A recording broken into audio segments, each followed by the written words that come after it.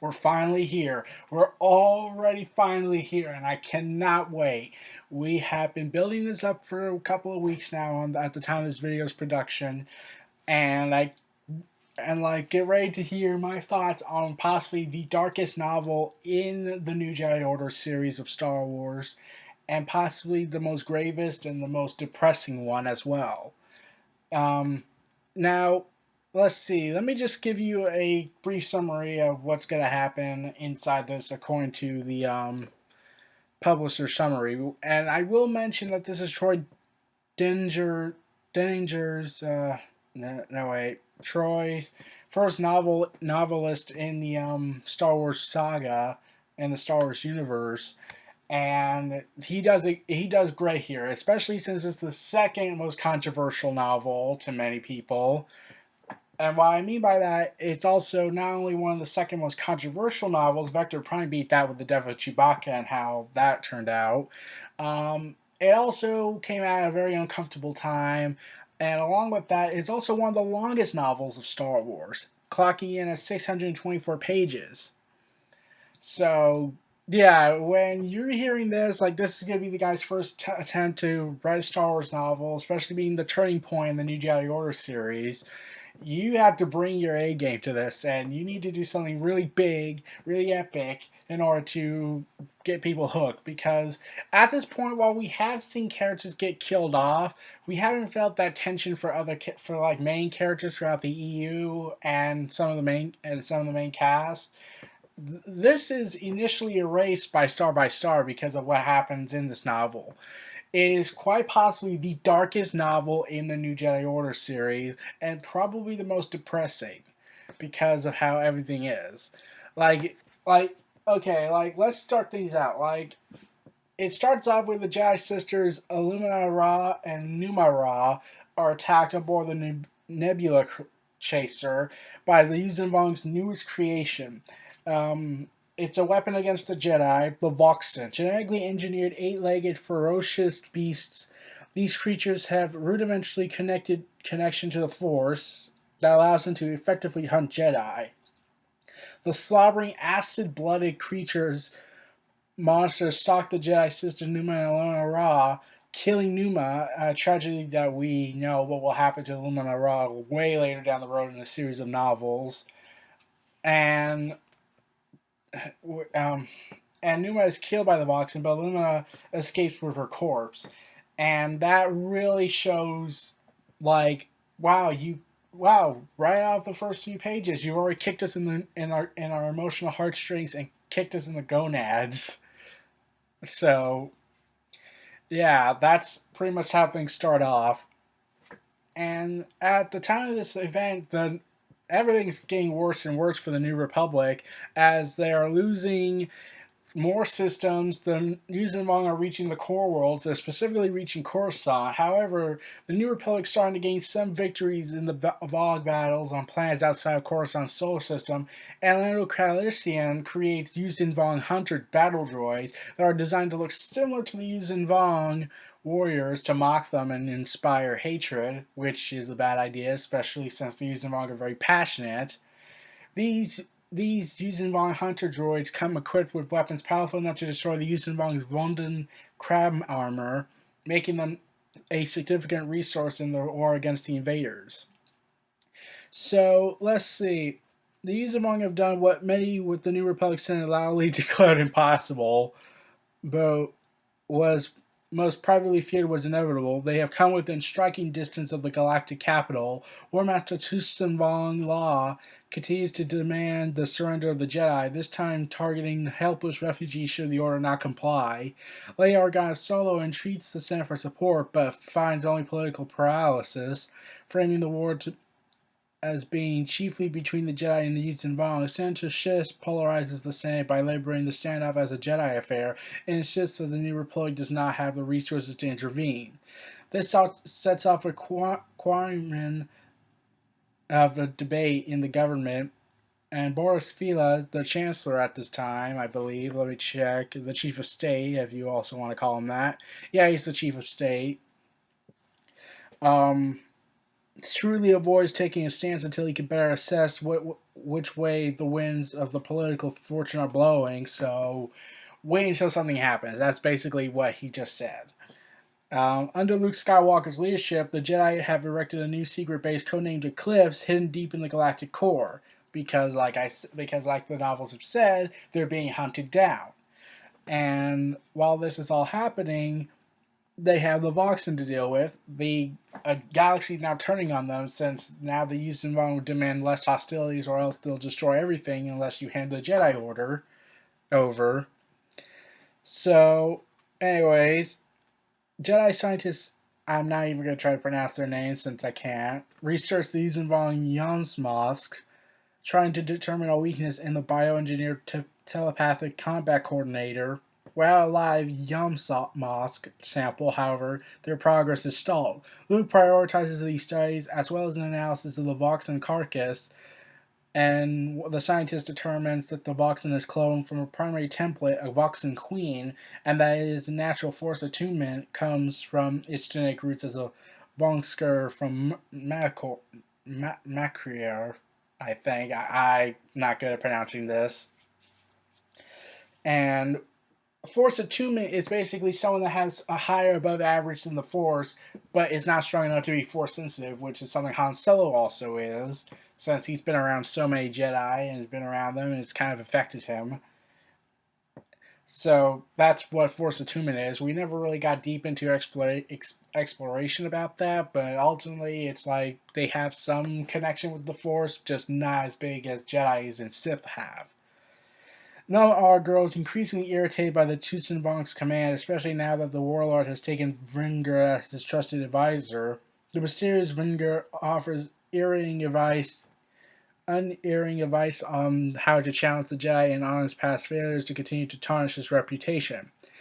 Which once again highlights that even in the Yuuzhan Vong, they have problems that the Star Wars galaxy and our society has problems with. They tend to have a problem trying to deception and whatnot. And I've said this in Edge of Victory, I believe.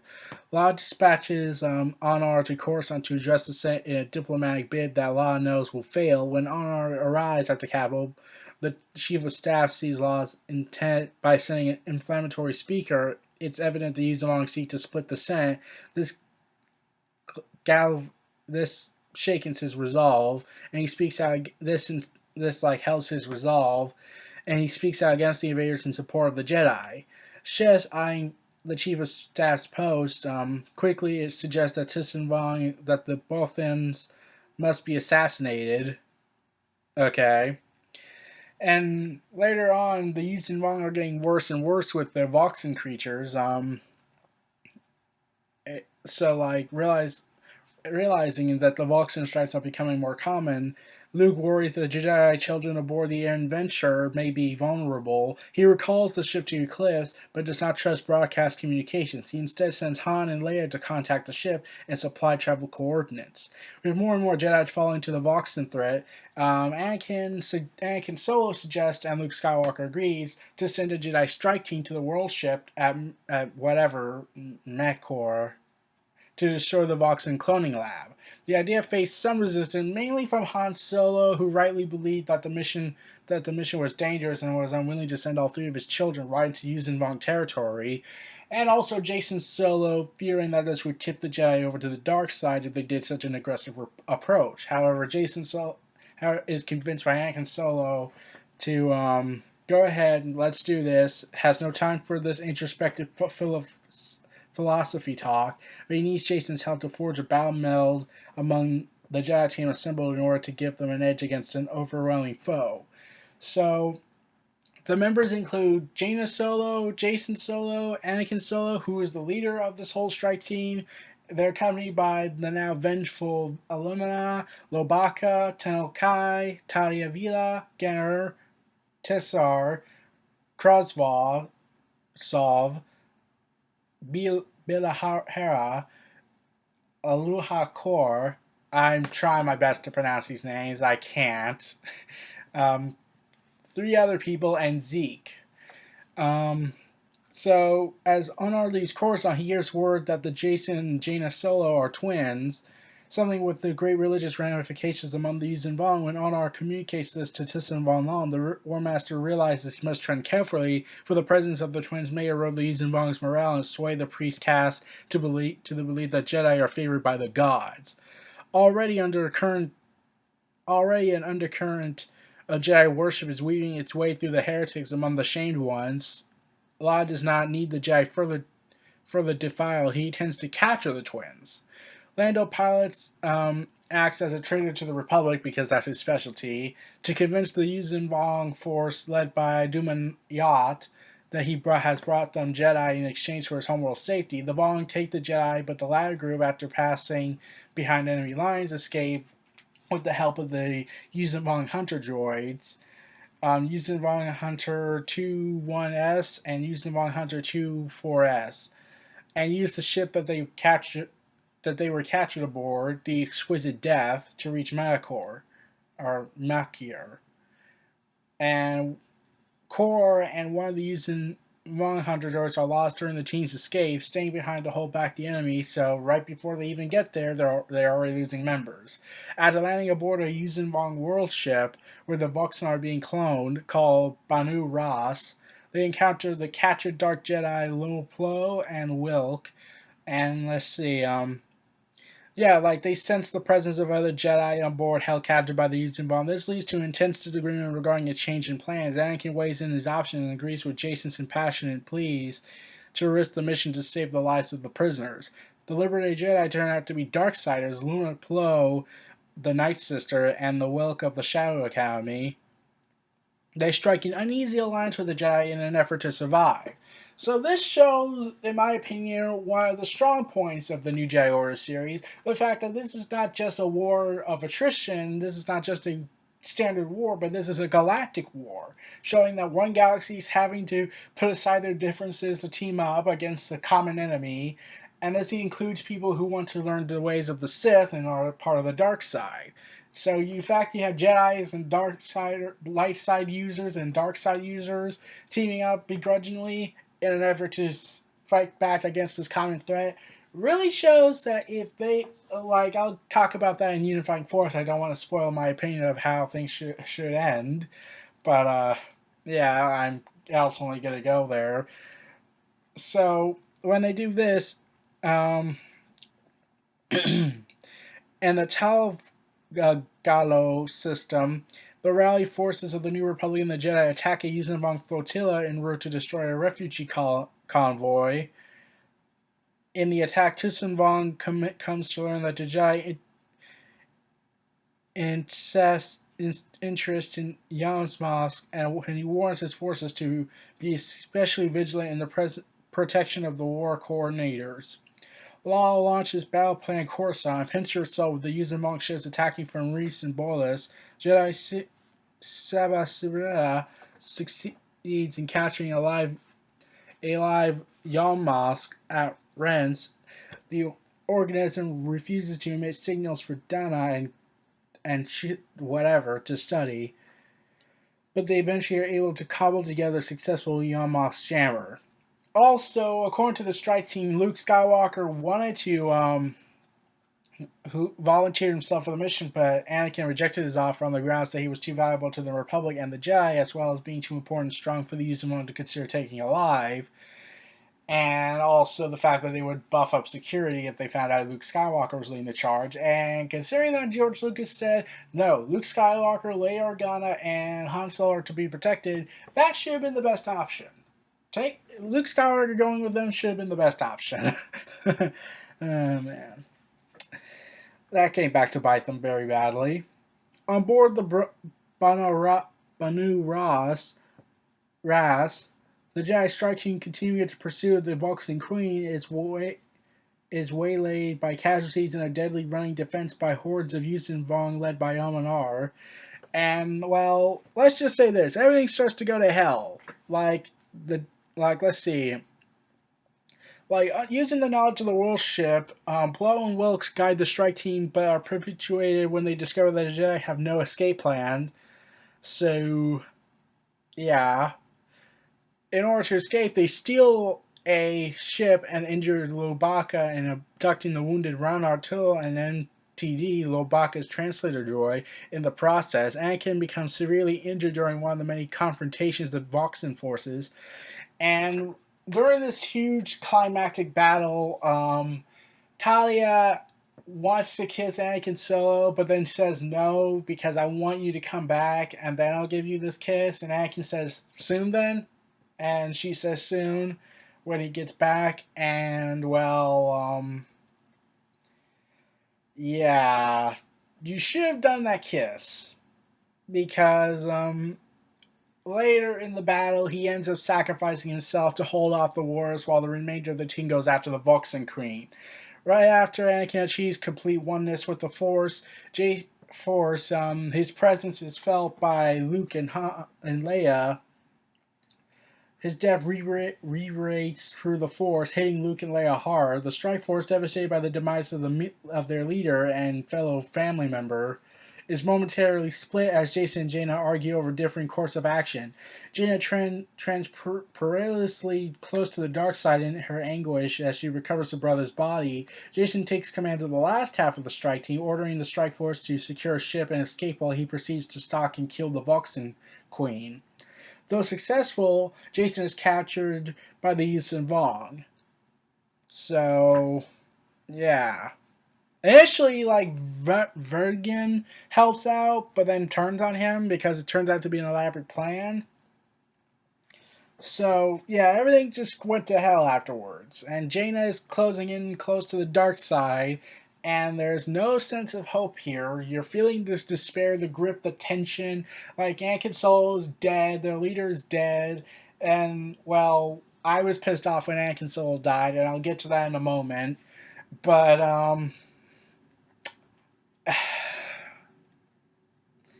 yeah, you just feel this tension, this grip. Like now you're learning, oh well, this is a real war. Like you're feeling like these guys aren't coming back.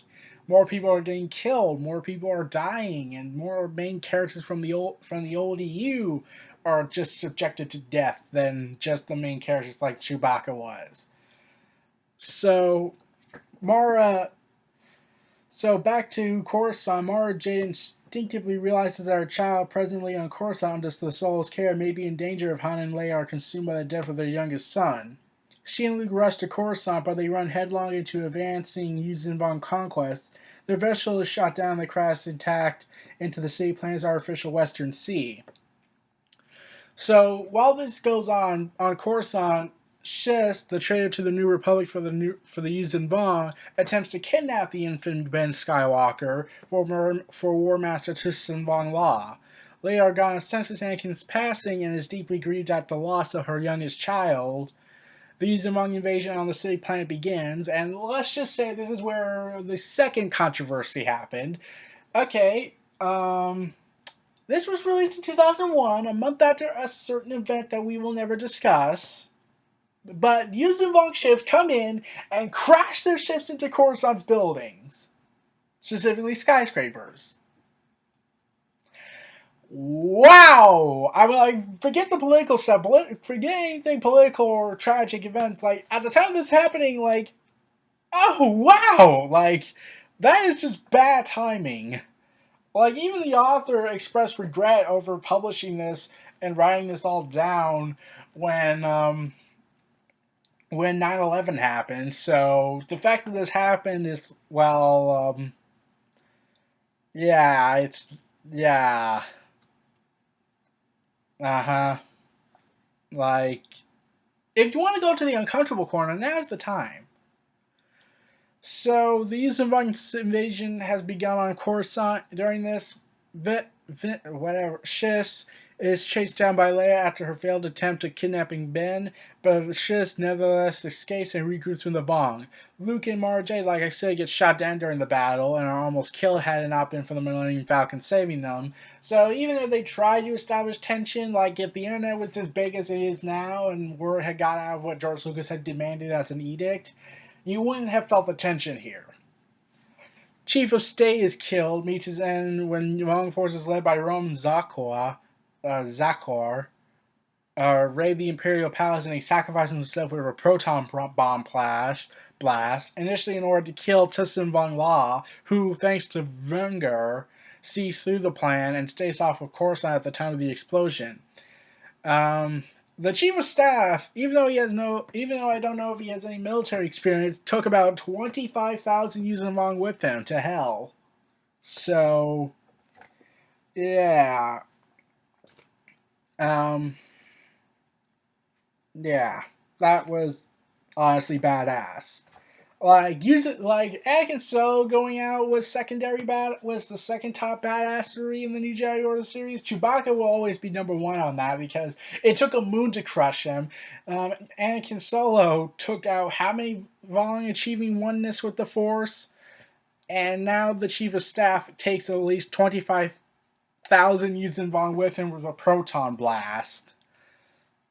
So, yeah, like. Uh, Man, that was just. Wow. There are no words to describe this.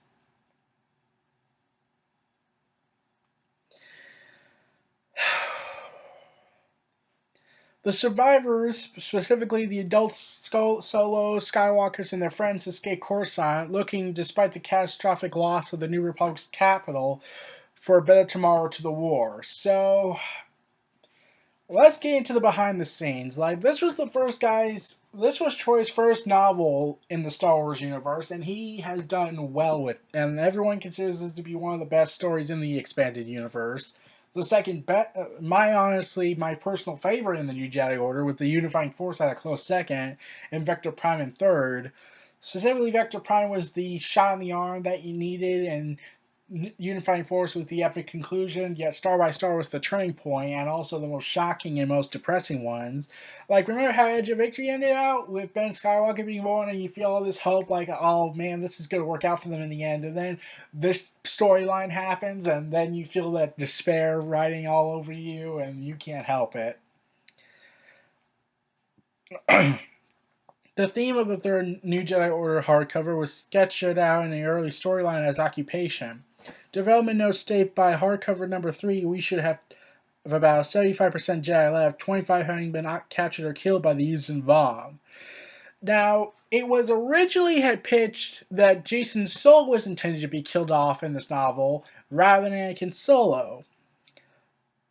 Killed by the invaders who were certain that he was the prophesized one who could be their undoing, which in actuality was a reference to Anakin Solo. Since at the time there was a prophecy in the Young Jedi Knight series that Anakin Solo and Talia Vila would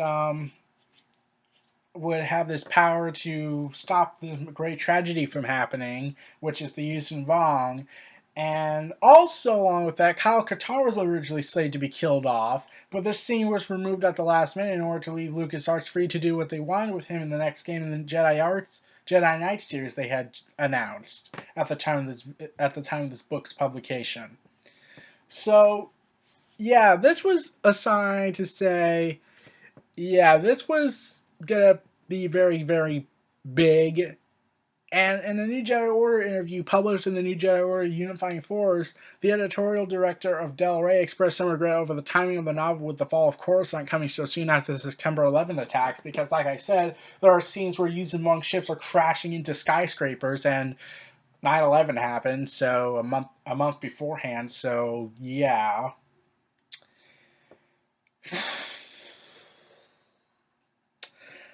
So, like I said, regarding this prophecy that was happening in Young Jedi Knights series, George Lucas requested that due to the fact that this was closely tying into the prequel trilogy and the fact that there was an Anakin already named Anakin Skywalker and Anakin Solo would create market confusion, because God knows that would make it sound like we were incredibly dumb.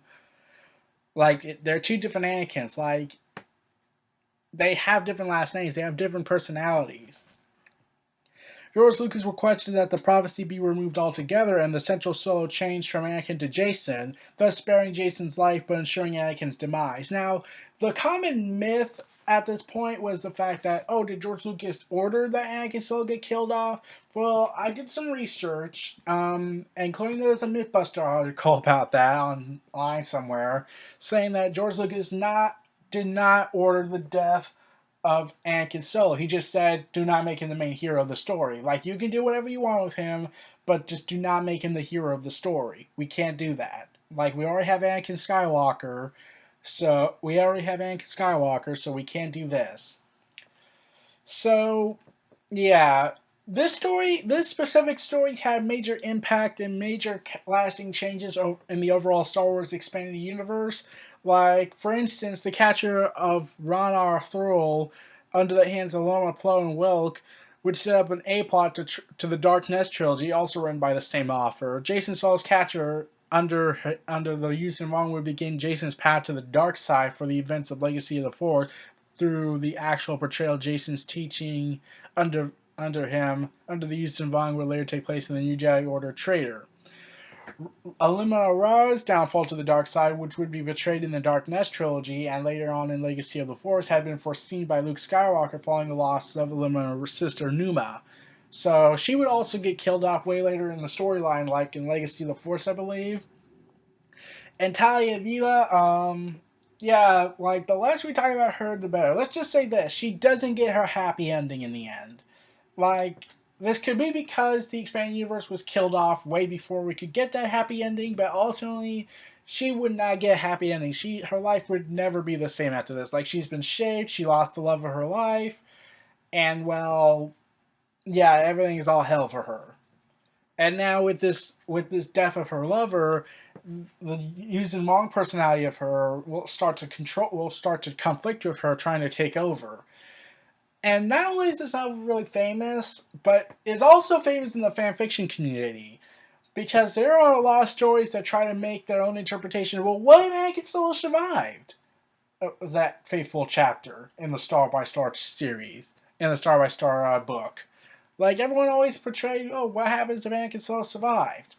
Would things be different? Would things be the same? Would Jason Solo not turn to the dark side? Would all this not have happened? Like, there's always been speculated. And the most famous fanfiction out of all of them was the Destiny Altered storyline, and the Fate Unseen trilogy is an interpretation of what Origami Fish, who wrote the novel, who wrote these fanfictions, of what he believes could have happened had Anakin Solo lived. And I've read them, and I've read 2 of them so far. I'm reading the Fate Unseen The Swarm War, and it's really interesting. Like, just like a Destiny Altered goes into detail of what Anakin Solo's life would have been like had he survived that fateful chapter in the story. And along with that, yeah, like it's an interesting fan fiction. I'll put links in the description to let you have a see if you've never seen the story before. I recommend reading A Destiny Altered first before reading the Fate Unseen trilogy that Origami Fish is making. He just recently finished the Fate Unseen Swarm War, and I'm still reading that. So I'm going to have to hurry up before November at the time of this video, because he says he's going to publish the Legacy of the Jedi storyline in 2 separate books of the fanfictions on fanfiction.net. So, yeah, this was the biggest turning point in the New Jedi Order series, and quite honestly, this was the biggest and personally my favorite of the New Jedi Order series, because not only do you get that sense of despair, like these characters aren't going to come back from this war.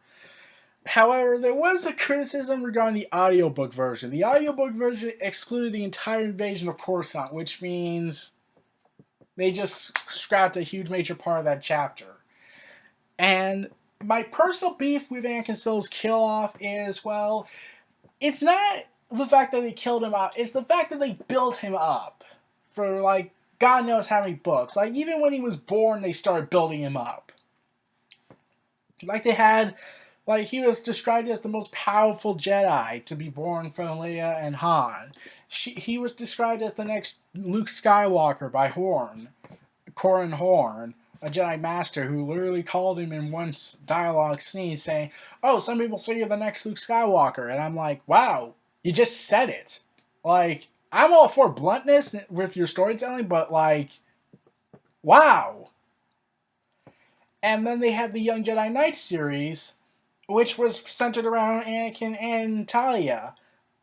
So the fact that they've been building him up for God knows how many years to build up to the Yuuzhan Vong War, and then to change their mind at the last minute, really pissed me off. Like, shouldn't George Lucas have been aware of what was going on way early into the process and then changed and then ordered them not to do this? Because that would have made more sense. Not putting this prophecy of the whole together they are greater than the sum of their parts, as was described by Anakin Solo and Talia Vila's master and friend, who I cannot pronounce the name for the life of me, but you'll think it's a pet if you look him up. So yeah, that's what ultimately pissed me off about Anakin Solo's kill off is the fact that they built him up for years and years and years, only to be told at the last minute, yeah, we're going in a different direction. Jason's to be the hero. What? Like, you didn't build him up as Anakin Solo like him? Well, you're gonna have to in the middle of the story, okay? Like, I know they had plans. Like, I'm pretty sure, like, they did well afterwards, but like, it comes across as, well, it's gonna make for a very bittersweet end to the New Jedi Order series when in Unifying Force that everyone's happy, the end of the wars happened, yet you'll feel like there's one person missing this. There's a lot of people missing this party, and you wish they were there. So it's a bittersweet ending, and also at least Anakin Solo went out as a badass and achieved what Anakin Skywalker could have been, because that was Leia's intention when they gave him that name. Create a legacy for Anakin Skywalker and redeem him from his acts as Darth Vader. Um, so Anakin Solo, to many believe, succeeded in that by sacrificing his life to protect those he loved. Something that Anakin Skywalker would have done had the situation called for it. Well, everyone, this was Neo Reality Entertainment. This was my thoughts on Star by Star New Jedi Order series. Feel free to like, comment, subscribe, and donate, and stay tuned for more.